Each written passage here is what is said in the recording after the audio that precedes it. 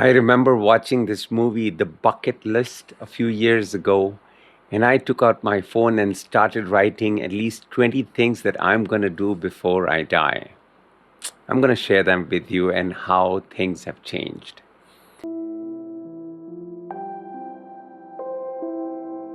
Hi, my name is Davinder Singh, also known as Tony.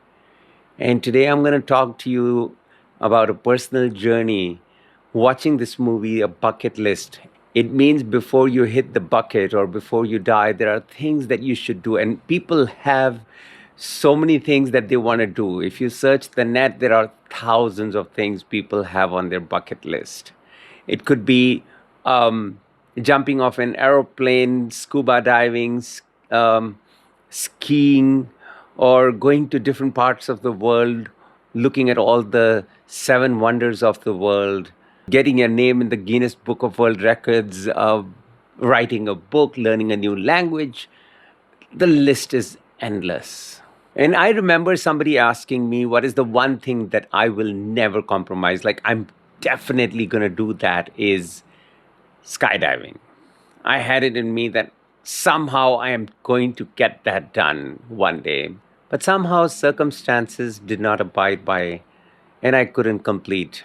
Recently, I was looking at the list again, and I realized so many things have changed. If I don't get to do the skydiving, I feel it's all right. Having dinner with a few friends and laughing my head off today would be more like my bucket list. Instead of traveling around the world as a necessity and making that as a point, I would rather sit down and play a board game with my family every day. I still have a liking for trying all the cuisines in the world, but with time you realize I would rather enjoy a good meal that my body can digest and I can sleep without having acid reflux at night. How things change in life. And the bucket list that we make is of our desires. But with time, you realize you kind of settle down on those desires that you thought you always want to fulfill, and your life would be incomplete if those desires are not fulfilled. But with time, you realize not all desires come true. Not everyone's desires must come true. Life is like that. There is an Urdu sher that says, कभी किसी को मुकम्मल जहां नहीं मिलता, कहीं ज़मीं नहीं मिलती, आसमान नहीं मिलता. Not everybody gets the entire world or the things that they desire in this world. Some don't get the sky, some don't get the earth. Something or the other is always missing. But somehow our desires are unlimited. Mind is unlimited. So its desires are endless too. In one of the Shabads, Guru Sahib says, Apne lobh ko kino meet, sagal manorath mukt pad deet. In the first line, he says, we all befriend the Guru or God or bow our head because we know that our wishes will be fulfilled. Apne lobh de vaste, because of your own greed, you make the higher power as your friend. But you know what happens?